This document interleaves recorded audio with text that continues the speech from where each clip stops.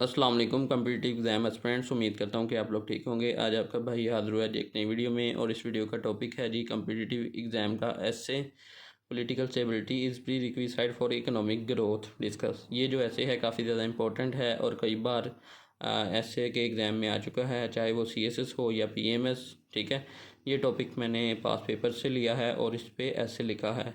ये ऐसे जो है वो बिगनर्स के लिए और एडवांस लेवल दोनों के लिए हेल्पफुल और नॉलेजफुल होगा। तो आए जी देखते हैं, तो इसी स्टेटमेंट से स्टार्ट करते हैं। ये ऐसे के पैटर्न के अकॉर्डिंग लिखा गया है। अगर आप इस सेम पैटर्न को फॉलो करते हुए ऐसे लिखेंगे तो आपका ऐसे भी पास हो जाएगा। सो स्टार्ट करते हैं। This statement Indeed political stability is essential for economic growth. It is high time for ensuring political stability in Pakistan for improving economic growth. ठीक है, मैंने कहा है जी पॉलिटिकल स्टेबिलिटी वो वाकई ही ज़रूरी है इकोनॉमिक ग्रोथ के लिए, और ये टाइम है कि जिसमें हम पॉलिटिकल स्टेबिलिटी को इंश्योर करें ताकि पाकिस्तान की इकोनॉमिक कंडीशन इम्प्रूव हो। ठीक है, तो इस पे आउटलाइंस देखें आप। फर्स्ट जी इंट्रोडक्शन की हेडिंग। सेकंड जी मैंने लिखा why political stability is prerequisite for economic growth. क्या पॉलिटिकल स्टेबिलिटी क्यों ज़रूरी है इकोनॉमिक ग्रोथ के लिए। फर्स्ट मैंने ए पॉइंट में लिखा politically stable country attracts foreign direct investment. कि जो कंट्री पॉलिटिकली स्टेबल होगी उसमें बाहर के इन्वेस्टर इन्वेस्ट करेंगे, जिससे मुल्क की इकनॉमी इम्प्रूव होगी। और जो कंट्री जिसमें पॉलिटिकल स्टेबिलिटी नहीं होगी उसमें फ़ॉरेन डायरेक्ट इन्वेस्टमेंट नहीं आएगा। उसके बाद जी point B, politically stable country provides peaceful environment for industrialisation. ठीक है, उस मुल्क में इंडस्ट्रीज प्रमोट होंगी जहाँ पे पॉलिटिकल स्टेबिलिटी होगी। सेकंड जी literacy and employment rate increase in politically stable country. ठीक है, उस मुल्क की जो है वो लिटरेसी बढ़ेगी और एम्प्लॉयमेंट रेट भी बढ़ेगा, जिसमें पॉलिटिकल स्टेबिलिटी होगी, जिससे हमारी फिर इकोनॉमी इम्प्रूव होगी। उसके बाद point D ji good governance can be insured in political stable country which is essential for economic growth. ठीक है, जिस मुल्क में गुड गवर्नेंस अच्छी होती है उस मुल्क की इकोनॉमी भी इम्प्रूव होती है, और गुड गवर्नेंस जो है वो अच्छी होती है पॉलिटिकल स्टेबिलिटी से। तो ये थे जी 4 पॉइंट जिसमें बताया गया है कि पॉलिटिकल स्टेबिलिटी क्यों ज़रूरी है इकोनॉमिक ग्रोथ के लिए। अब हम देखेंगे पॉइंट जी heading third D how political stability can be insured in Pakistan. Pakistan में पॉलिटिकल स्टेबिलिटी को इंश्योर कैसे किया जा सकता है। तो देखते हैं जी law and order should be maintained. ठीक है, लॉ एंड ऑर्डर को मेंटेन किया जा सके। Fair election should be conducted. हमें फेयर इलेक्शन कंडक्ट करवाना चाहिए जिससे जो अच्छा लीडर है वो सामने आए और पॉलिटिकल स्टेबिलिटी इंश्योर हो। इलेक्शन के ज़रिए एक हुकूमत बन जाए और बाकी सारी जो मामलात हैं वो ठीक हो जाएं। उसके बाद पॉइंट सी जी system of checks and balance should be maintained among the institution of government.